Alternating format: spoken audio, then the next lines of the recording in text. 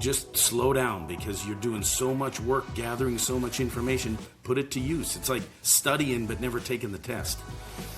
That's a great way to say it.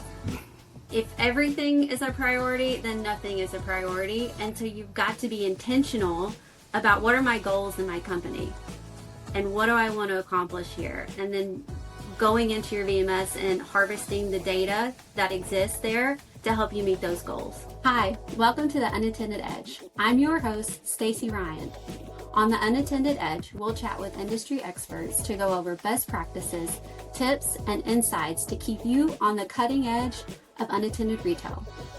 Our guests cover a range of topics, keeping you up to date on trends, technology, and how it applies to your operation.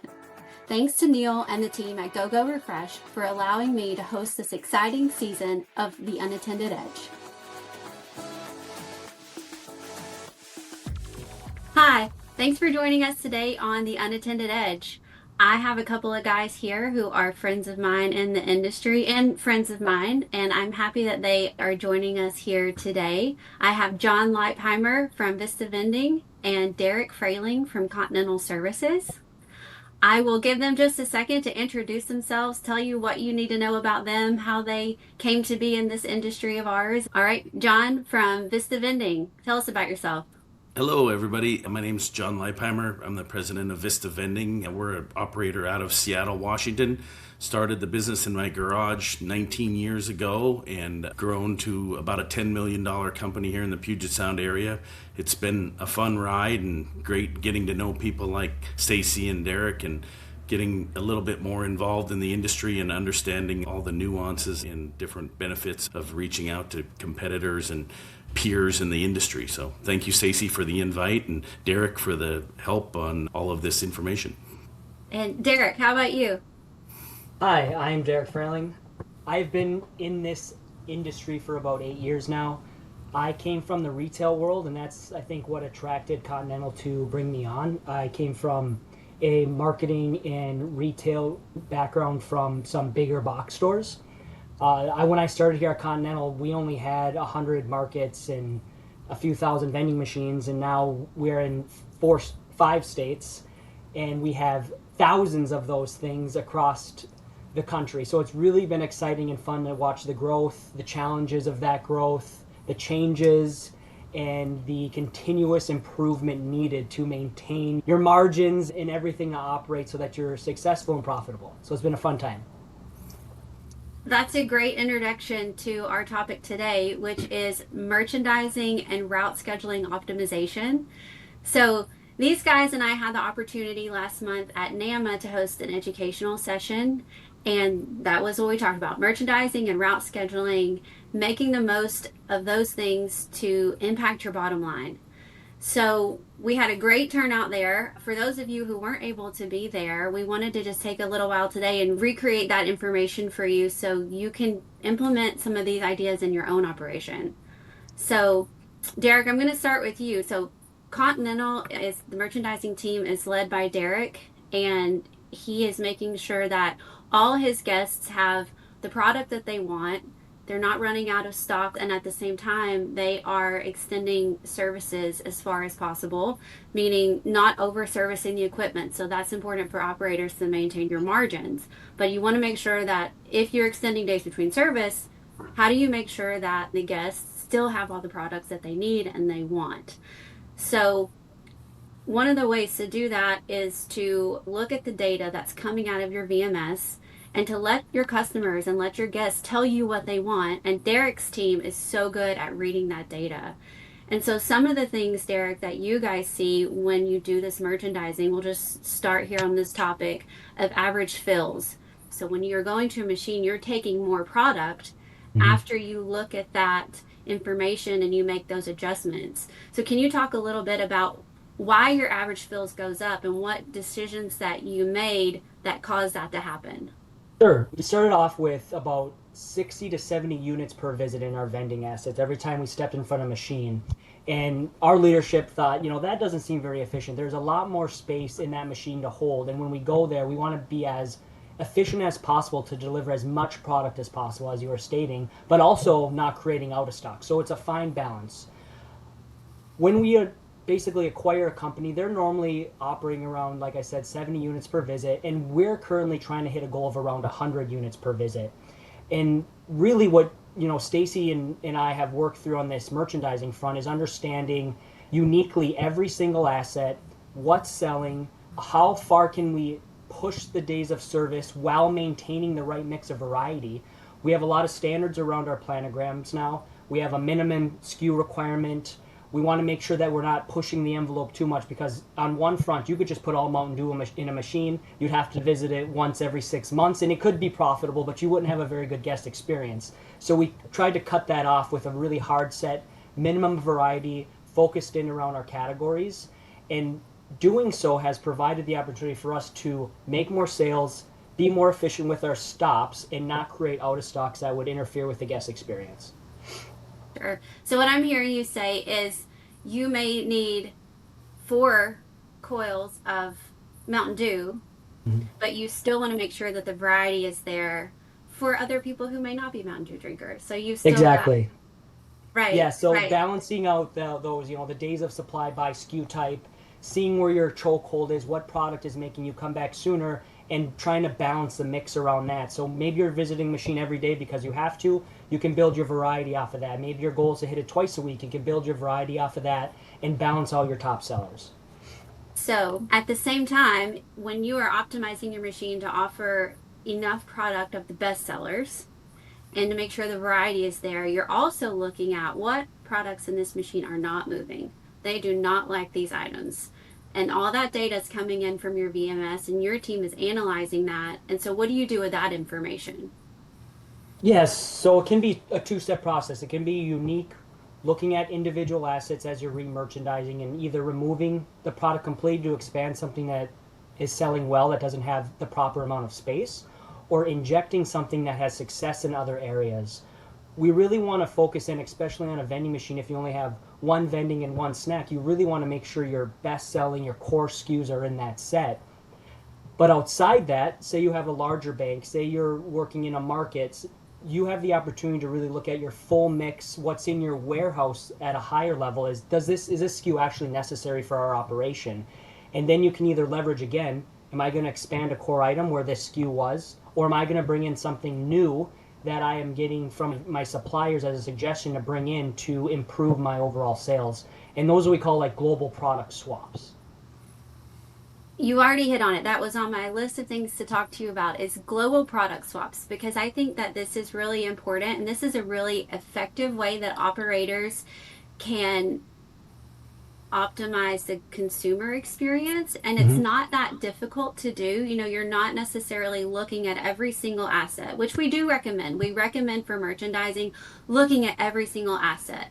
But in the real world, you don't always have time to do that, because you operators are wearing so many different hats. And if you don't have a merchandising team, if it's just, you and your brother out there on the road, global product swaps are a great way to target an item that might not be performing as well out in the field as you'd like, and you take that item and you just swap it for what Derek said, whatever the hottest new energy drink flavor is. Can you talk a little bit about what are the impacts when you guys do that, Derek? What does it take to do it, and how do you analyze what are we going to get rid of, what are we going to put in, and then how do you implement it? If you were going to give someone advice on how to do it, give us a high level scenario here. Yeah, so really it all starts with managing your categories and understanding what your percentage of sales are coming from. As an example, CSDs is a huge profitable category for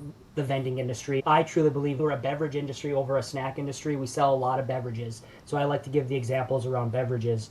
But CSD is about 44% of our total global sales in beverage. And now that category is shrinking through the years, only by a half to a percentage over the last 3 years, but it is shrinking as energy is expanding.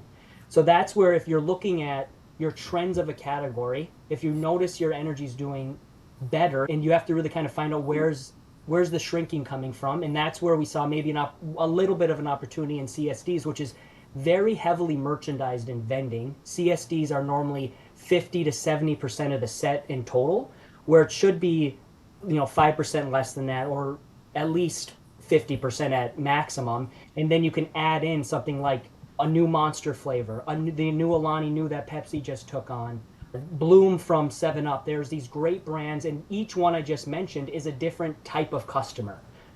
Bloom is intended for women and for healthy. I drink Bloom even though I'm not a woman. I like it a lot. It's tasty and it has more of those health benefits to it. And then Alani has been such a great innovation in flavors and variety. And then Monster is like the tried and true, energy drink right behind Red Bull. Red Bull's still king. But overall, those are some really great brands. And if you're not leveraging the space inside your door, you're not going to see those benefits. So then going into how do we actually execute that? Basically, we decide globally what product is either distributed really heavily that isn't performing well or is smaller that isn't performing well. And we're basically saying, what can I bring in to improve our mix globally for this one SKU? So maybe you have a Monster flavor that was a seasonal or a new flavor last year that's still in your books, like the guava. Swap that out for the new Hawaiian Blue if you haven't brought that in yet to every single one. And we're seeing about a 30 to 40% increase in unit sales by just creating that swap. And we are doing that monthly out in all of our categories, snack, beverage, OCS, we're doing it in all of them. The refreshment industry is incredible. Amazing snacks, cold beverages, and fresh food delivered by cutting-edge technologies. But when something goes wrong, and it doesn't happen that often, or a customer just needs help, it's Zippy time.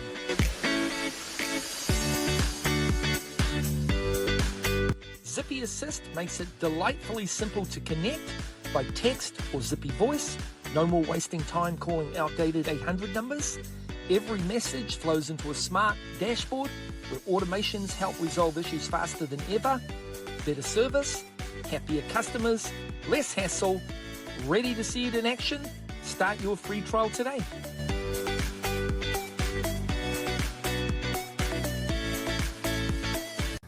That's a great point. People want to see something new. You have your customers who they're going to go there and they're going to buy a Diet Coke every single day, and that's their habit. But then you have another set of customers who just like the variety. And then the opportunity of bringing somebody new to the machine, a completely new customer, by offering some of these new categories that are out there, like Bloom, like Alani.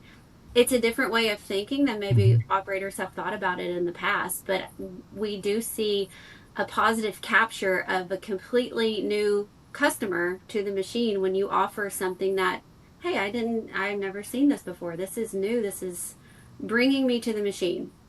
When I talked to Charlie on this podcast last month, he said, you've got limited real estate here. So maximize your real estate. Make sure you're reviewing your product list frequently and getting out of those things that are not doing the turns for you, bringing in something new, and really maximizing the real estate that you have, because it's valuable and it's limited. So I think you guys, that's a company-wide mindset, and I think you guys do a great job of that. Well, thank you. So, Derek, one of the things that you see when you do merchandise is you do put an emphasis on, let's be rebate compliant where it makes sense. It's important for you to understand as an operator, what are my rebate programs and how can I work this into my planograms? Because a lot of the rebate programs are pushing, the top sellers. They want to include in the programs the things that sell. So making sure that you're compliant with probably what's in your machine, or what should be in your machine anyway. So talk a little bit, Derek, about what do you see when you merchandise with the intent to capitalize on your rebate programs as well?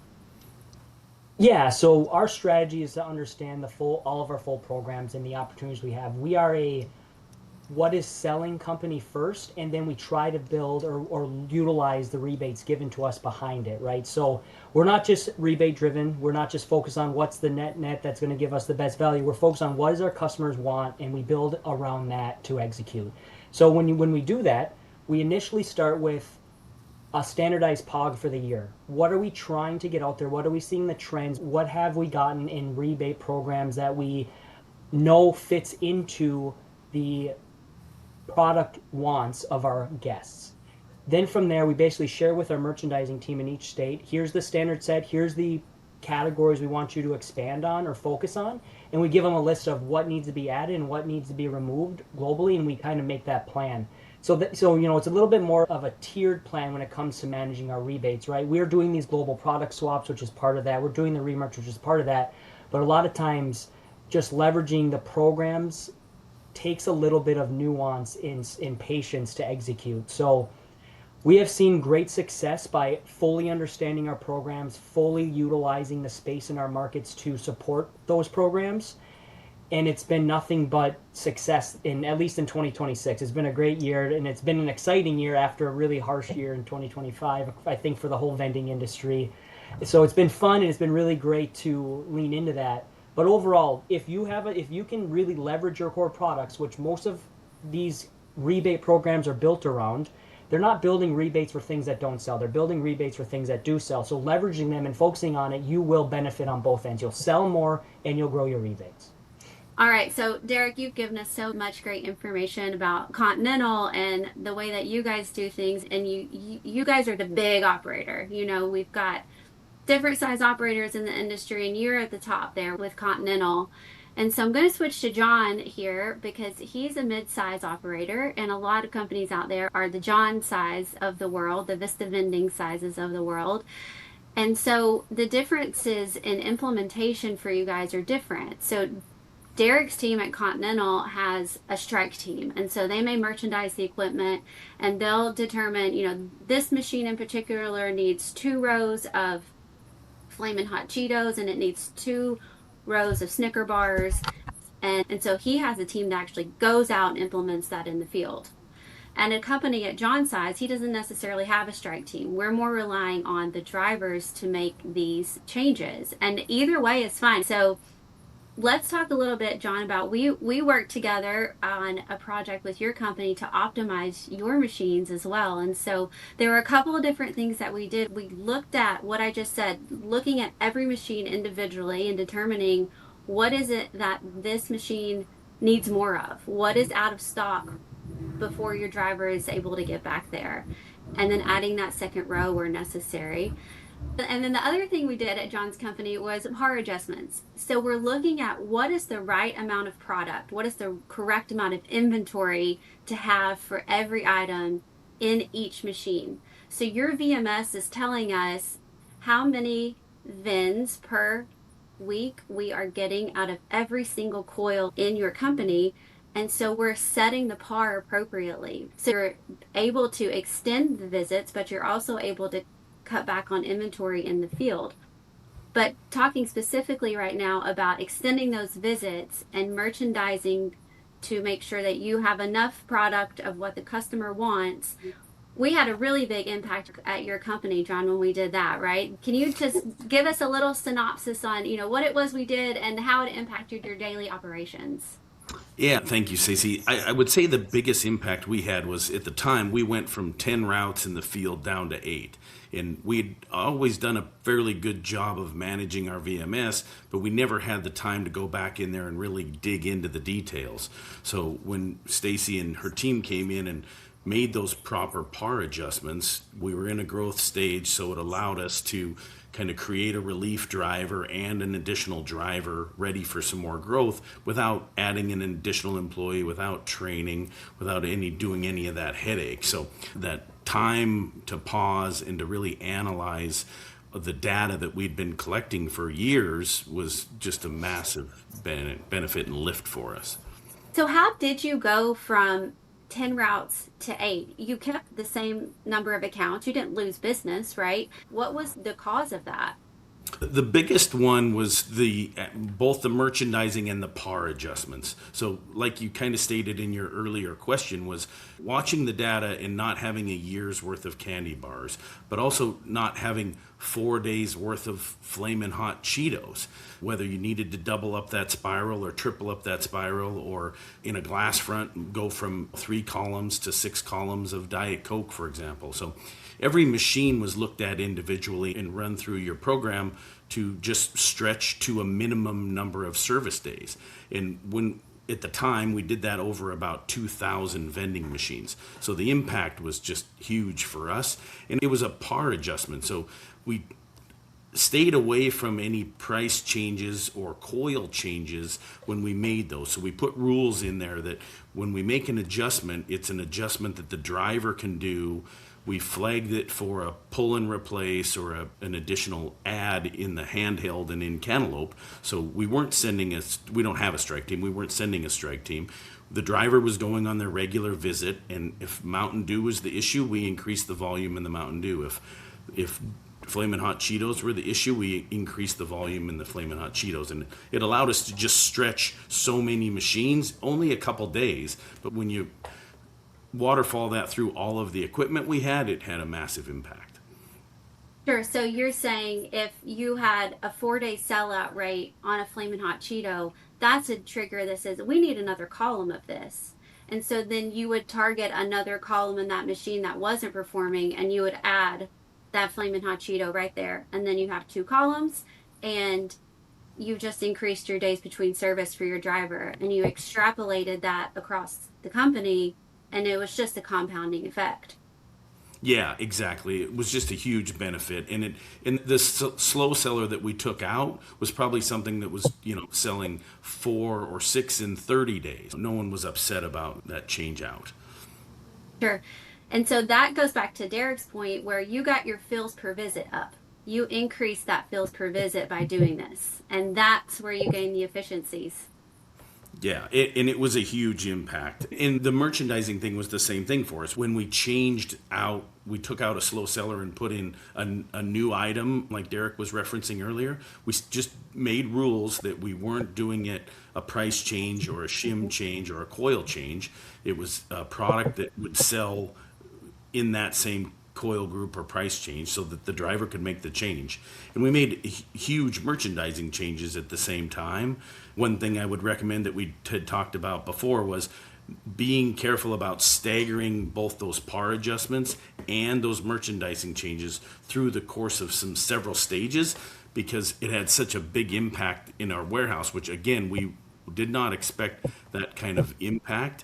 But the first week or two, the warehouse was completely empty the first week, and the second week we ordered up, and it took us a little while to catch up. I would recommend people doing it in 25 to 33% increments and not rolling 2,000 vending machines at once, because your regular Vistar cadence or Coke and Pepsi cadence won't keep up the way you would hope.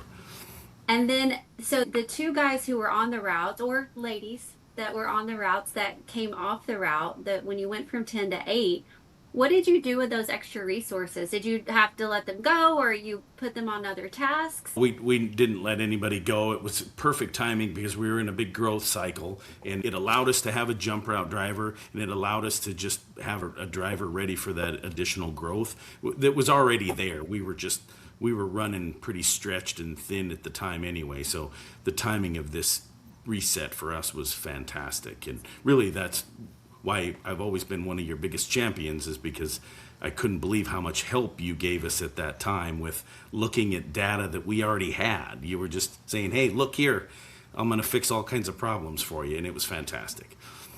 Yeah, merchandising, the customer is telling you through your VMS, this is what we want. And it's just, we're all operators here, and I grew up in a small family business, and we wear a lot of different hats. So just finding the resources that you can to help you get this stuff done is tremendous, and it's worth the investment to invest the time and energy into merchandising. John's success story here rings true and can ring true for your operation too if you implement some of these same strategies. Yeah, and just to echo what you said there, as a small operator, we have lots of hats. You just need to slow down and understand your data. I know that we all make excuses. We have a sick call. We got broken machine. We got to go do a move. Whatever it is, looking at this data gets you more time than you're giving it in the beginning. So you get paid back in waves. Sure. So I'll mention Charlie again from last month. His big push on the last conversation was, if you're not on a VMS, you should get on a VMS. So yes, that is true. So then we're going to champion here. If you are on a VMS, you need to be looking at the data that your VMS is giving you, and you need to act on it, right? Is that what I'm hearing you say? Yep, exactly. And just slow down because you're doing so much work, gathering so much information. Put it to use. It's like studying but never taking the test. That's a great way to say it. If everything is a priority, then nothing is a priority. And so you've got to be intentional about what are my goals in my company and what do I want to accomplish here. And then going into your VMS and harvesting the data that exists there to help you meet those goals. Yeah, fantastic. So, talking about how important data is and reacting to your data, I've heard you tell a story, John, about Rockstar. Give me that story. Yeah, so we were right in the middle of this merchandising and par adjustment program with you guys. And we had a customer call in and they said, "Hey, we would like to see more Rockstar in our machine. We noticed that the tech comes in and he fills it, but it's out several days later." My business partner Shane jumped into the VMS and was going to take care of the customer right there on the spot and figure out how we could help him out. And Stacy and Convenience Brigade team had already made that merchandising change the day before. And again, it was just based on the sales data. So she knew from reviewing the data that we needed more Rockstar. The customer happened to call coincidentally at the same time. And Shane was able to say, "Hey, we just made that merchandising change. We doubled up your Rockstar. So your sellouts should go from 4 days to 12 days, I think, at the time." And everything worked out. And the customer was happy. The change was already on the truck for the next day. And we looked good. And we had the opportunity to look that good all the time by reviewing our data. And we just didn't do that. That's a great story, and it just echoes the point. Your VMS is telling you everything you need to know about your operation. Listen to it and harvest that data. That's a great example. So, any last minute thoughts that you guys have on tips and tricks for operators out there in the world that may be considering doing merchandising? Any advice, anything that you can add to the conversation that might be helpful? Derek? Yeah, I mean, at the end of the day, you have to spend the time, as you stated, looking at the information, understanding what your clients want, and reviewing the data. The drivers and the merchandisers and the service managers, they all see what they feel, they all hear what they feel, but the truth lies in the data. And you're only as good as your data. So inventory is important and is the first thing if you're going to start this exercise that you need to make sure you're on top of. Is your levels in the field, your inventory in the field correct? Are you selling what your data says you're selling? You really need to make sure that you have a good starting point to understand what's actually going on in your markets and vending machines. John, any parting thoughts from you? Yeah, just don't be the stubborn old vending guy that does it the same way you've always done it, because that was me. Learn from the data, accept a little bit of change, and you'll get a lot of benefit from doing that. And as Derek has said a couple times, cycle the product. It's a little bit of work, but that's what the customer wants. That's what they're seeing in the other marketplaces, the C stores, the grocery stores. So jump on that wave and ride the advertising and ride the benefits of those additional sales. All right, so the way that we always end the Unattended Edge is with rapid fire questions. So just for fun, say the first thing that comes to your head. Bottle or can? For sales or for personal intake? Personal intake. Can. Can. Cash or credit? Credit. Cash. Cream and sugar or black? Cream and sugar. Cream and sugar. Extra cream. You guys are my first cream and sugar guests here. We have Everybody else taste. good? We have taste, Stacey. We're a bit younger too, so we're not as hard. Vending, micro market, or smart cooler? Micro market. Vending, unfortunately, but I know I got to change a little bit. I'm that stubborn old vending guy. Sandwich or a wrap? Sandwich. Wrap. Merchandising on full scale one or twice a year versus small merchandising changes frequently. Small frequently. Small frequently. And keeping tabs on where you're at so that you touch them all. Yeah. And then because I promised my very first guest, David Marler, I would ask every guest the same question and see if they get it right. Picking on paper or picking from Lightspeed? Picking from Lightspeed. Lightspeed with lights, not just the pad. Yeah. There you go. Good answer. Everybody gets a gold star. Yeah. I expect mine in the mail from David. Thanks so much, you guys, for being here. This was really fun and informative, and I hope some operators out there can take some of these pieces of advice and learnings from your amazing operations and implement them in their own. We'll see you soon. Thanks, Thanks, Stacey. Daisy.